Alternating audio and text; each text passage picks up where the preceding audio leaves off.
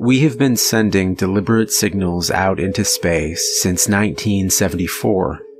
Many people, including some scientists like Stephen Hawking, have wondered if this might be a grave mistake. In an interview with The Times, astronomer Martin Dominic said, "Some say alien contact is the greatest thing we should do. Some think we should be very quiet, and this is the last thing we should do.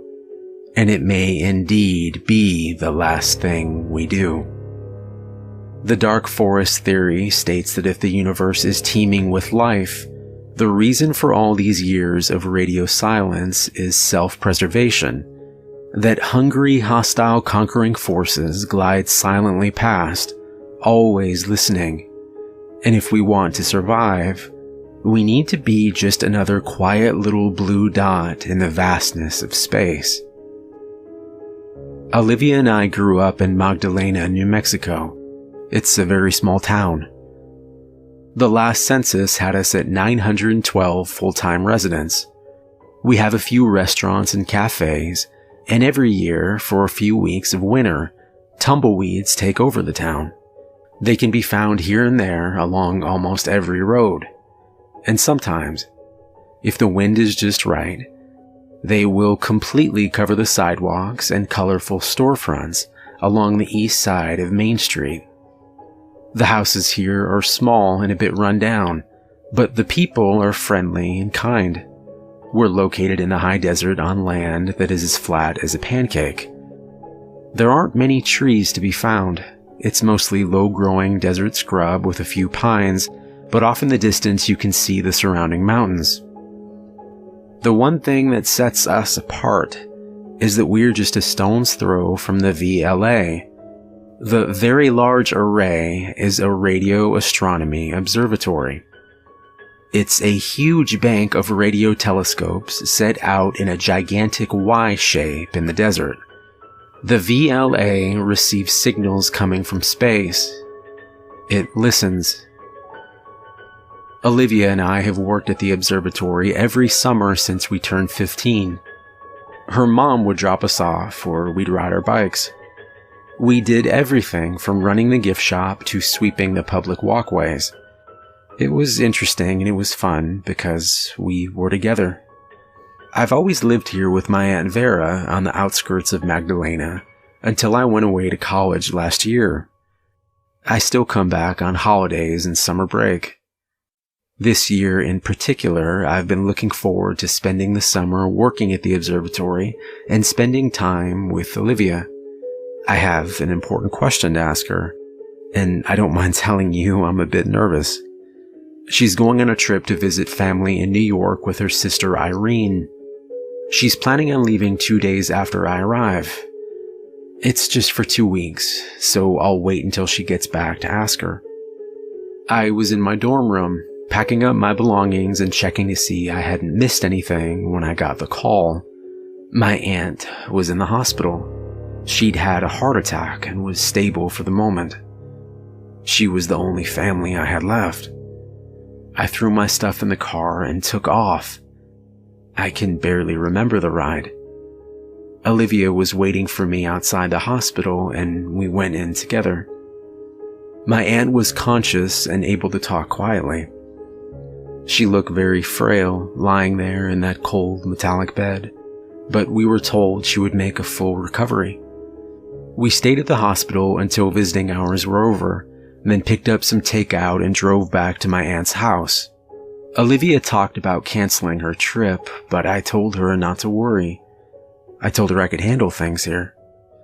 She'd been planning that visit for months. I told her to go. Looking back now, it's the thing I most regret.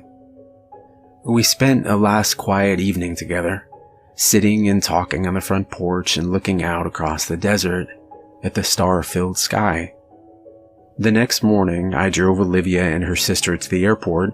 We said our goodbyes and I drove back to the hospital. There, I was surprised to find Aunt Vera sitting up by the window, laughing with her best friend Lucy Meyerson. I stayed for an hour, then excused myself to go check in at the observatory. There was little traffic, and in no time I was pulling into the parking lot, a plume of red dust trailing behind me. I could see Leon, the head maintenance man, wrestling with a large terracotta planter, so I rushed over to lend a hand. "David, it's good to see you. How's Vera doing?" he asked. "Getting better every day. They're sending her home in a week," I replied with a sigh of relief. "That's really good to hear." Leon smiled, clapping me on the shoulder. "And I sure am glad you're here. I could use the help." Leon and I spent the afternoon digging out a couple of small dead trees and replacing them with an olive tree and some native grasses. It was too hot to talk much while we were digging and hauling, but on our lunch break he filled me in with the local goings-on. Leon told me that over the course of the last 6 weeks, the staff had been reduced to a skeleton crew. At first he thought that some of our funding had been cut, so he asked Karen, the office manager. She said no, that there hadn't been any recent cutbacks. But there had been a lot of closed-door meetings and phone calls, back and forth between other observatories and also to Washington. All of the temporary help had been sent home. And after tomorrow, Karen would also be working from home. "Something's up," Leon said, "but I don't know what." "Maybe we found something out there," I said, looking upwards. "Or maybe something's found us." Leon shook his head, continuing, "It's the damnedest idea I ever heard of, sending out signals into space. We don't know what's out there. It's like dropping yourself into the middle of the ocean and sending out a trail of chum. Sharks can smell blood from a mile away. And just like whatever's up there, we won't hear him coming." That evening, I drove back to my aunt's house with Leon's words going round in my head. There's something about the desert that makes you realize how small and insignificant we are. After a while, I got up to bring my dishes inside, and down the street I could hear a soft metallic tapping. It was Miss Perez ringing the dinner bell for her stray cats. The next day was busy. I stopped at the hospital first thing in the morning, then headed into work. Leon, in fear of losing his last extra hand, kept us working hard at one project after another. At home that night, while warming up some leftovers, I heard the creaking of the front porch steps. It was Miss Perez. After asking about Aunt Vera, she smiled at the good news and handed me a plate of still warm chocolate chip cookies. We talked for a few minutes, then, turning to go, she asked if I had seen her cats. She'd put out food for them last night, but the dishes were left untouched. I told her I'd keep an eye out. I ate my supper on the porch. As the final rays of light followed the sun below the horizon, a cool breeze picked up, and I must have dozed off in my chair because I woke to the patter of quiet rain. A thick layer of clouds blocked half the sky, but in the distance I could still see the full moon over the mountains. A quick flash of movement to my right caused me to rise from my chair and walk to the top of the steps. I counted 8 deer moving quickly in single file. They ran across the road and headed for the mountains. Trailing along behind them were 2 dogs and a cat. The following day at work, I told Leon about the strange caravan. I asked if he'd ever seen anything like it. He paused, thinking, "Well, I did hear about a study that said a lot of missing house pets can signal that something's coming, that the animals can sense things, like earthquakes and such, ahead of time, so they can get out of Dodge." Later that evening, sitting on the porch, I listened for the usual sounds of neighborhood dogs barking, but there was only silence. I had a hard time falling asleep that night. Eventually, though, I dozed off. I bolted full awake at 3 a.m. with a feeling of abject dread. My heart was pounding, and it felt like the ceiling above me was pushing down with incredible weight. Knowing full well that I'd never get back to sleep, I got up to check the house. Flicking the switch to the main room resulted in nothing. Checking the kitchen, I found the light was out there too. The curtains to the window over the sink were open, and I could see a dim flickering light reflecting off of the chain link fence. It was coming from the street, and my first thought was fire. I grabbed my phone and headed out onto the porch. Immediately, I saw sparks trailing down from the utility pole directly in front of the house. Thanks to the recent rain, there was little chance of fire. Then I noticed the other utility poles were the same, lined up all down the street like a row of gigantic sparklers. Several houses down, I saw Miss Perez run down her steps and across the front lawn towards... There was something laying in the street. It looked like a person. My first thought was a downed wire. "No, stop!" I yelled to her. I went to step off the porch when some kind of intuition, stopped me in my tracks.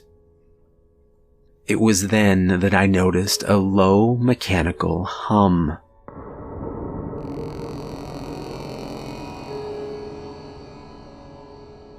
The air was filled with static electricity, but it wasn't coming from the power lines.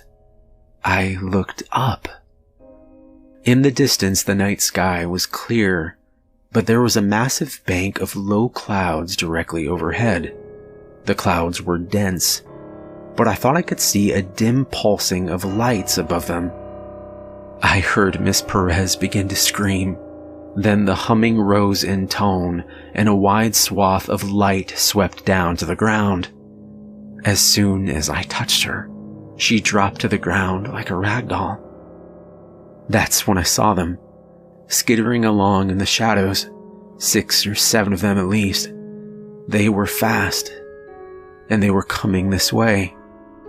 Backing into the house, I closed the door quietly, then went to the front window. With no lights on, I would remain unseen, but I kept to the side and moved slowly just in case. Through the half-closed blinds, I could see across the street to about 6 or 7 houses down. This was when I got my first clear look at them. I think I stopped breathing. Their legs were elongated, thin but muscular. They moved with impressive speed on all fours, but they would often pause to stand and look around, their angular heads tilting, like a dog looking up at its master. 3 of them approached a house. In running full force, they hit the front door and it exploded inward with a crash. One moved around to a side window, and another moved easily up onto the rooftop, perching there, its head darting quickly in all directions. I caught a glimpse between the houses of 2 people running through the darkness. They must have run out their back door in a panic. The thing on the roof screeched and leapt down after them. I heard 2 gunshots, and then a scream, and then nothing. The creatures returned to their methodical siege of the next house in line. And I realized then that they were most likely coming down both sides of the street. That would mean that they were almost here.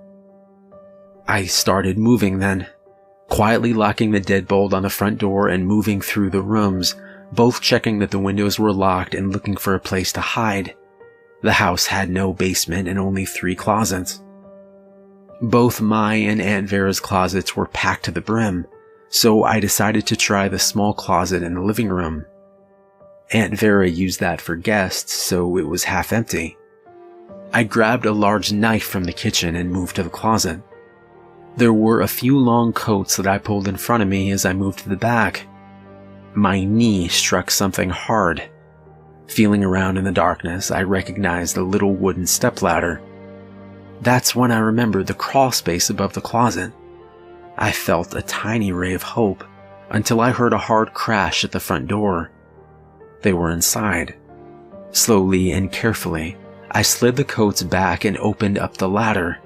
It only had 3 steps, so after quietly lifting the wood panel in the ceiling, I pulled myself up into the dusty space above and silently put the panel back in place. I didn't move then. I tried to listen, but I couldn't hear much above the pounding of my heart, so I tried to slow my breathing. I heard glass breaking and loud crashes as they tore through the house. A minute later, I thought I heard the scrabbling of claws on the floor of the porch. Then it was quiet. I didn't move for 10 minutes. Then, as silently as possible, I crawled over to a small vent and looked out.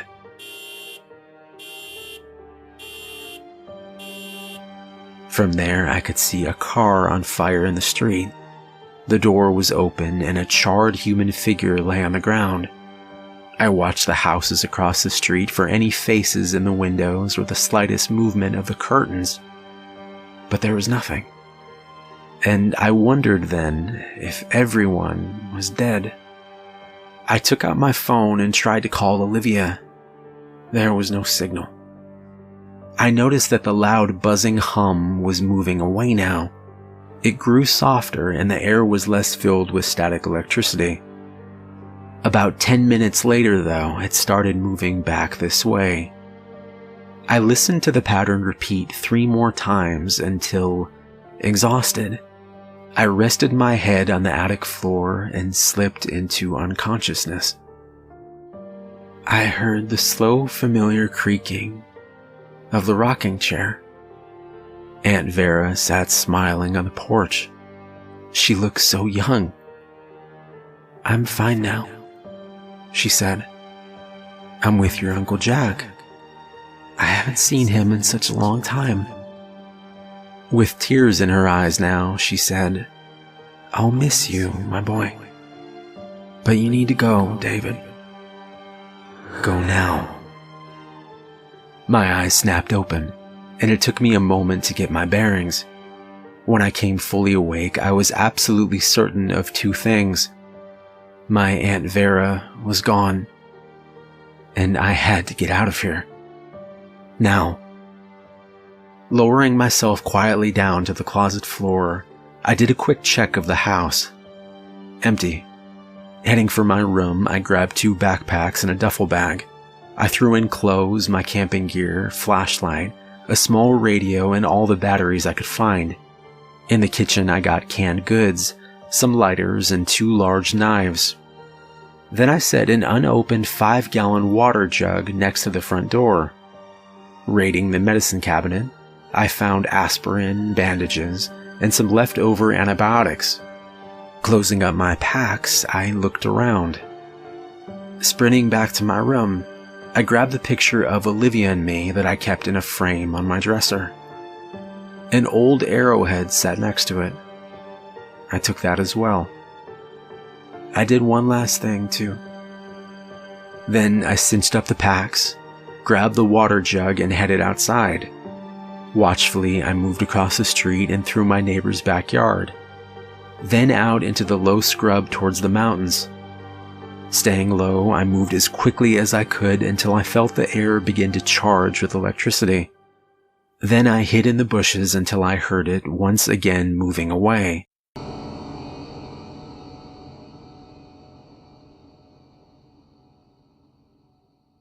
After a few hours of this, I thought that I was far enough away to just keep walking. Whatever was above the clouds, it seemed to stay over the town. I wondered if the same thing was happening over every city. My mind kept returning to thoughts of Olivia. I tried to stay positive. She was smart, and there were lots of hiding places in New York. Maybe she had just taken an early flight to surprise me. Maybe she was headed for home right now.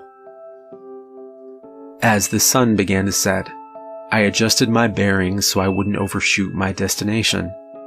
I knew where I was going. I reached a small rock outcropping at the first light of dawn. Resting there, I drank some water and then buried most of my supplies in the sand. A few miles west of here was a small valley. Tucked away into that wall of the valley was a cliff dwelling. Olivia and I had found it once when we were camping. I wanted to make sure that it was empty before I carried in my supplies. It took me a couple hours to find it, Then I stayed hidden, listening. After a while, I climbed up the rocky ledge and looked inside. It was empty. There were 3 levels, empty and silent. Retrieving my buried supplies, I returned and set up camp inside the highest level. Exhausted, I slept. I dreamt of our camping trip. 20 minutes from here, we had found 2 very old arrowheads. We'd each kept one. And I dreamt of the message I'd written, in black marker, on the wall across from the front door. Olivia, when I left, they were sweeping the town every 10 minutes. Wait until they're moving away. Then head for where we found the arrowheads. I'll watch for you there every day. I love you, David.